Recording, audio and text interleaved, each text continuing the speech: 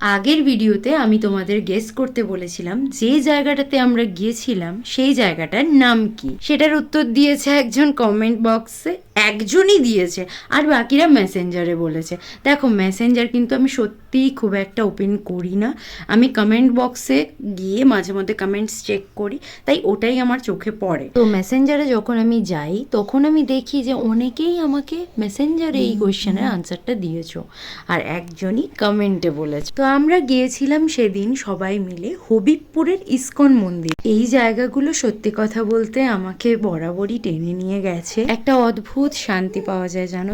মহারাজরা যখন পর্দাটা সরালেন আর আমরা ভগবানের দর্শন করলাম, বিশ্বাস করো চোখে জল এসে গেছিল। আমি প্রথমবার ওখানে গিয়েছিলাম, তাই এই সম্বন্ধে কোনো আইডিয়া ছিল না যে ওখানে কিন্তু ভিডিও করা অ্যালাউড নয়, তাই আমি আর ভিডিও না করে এত সুন্দর সৌভাগ্যে এনজয় করছিলাম।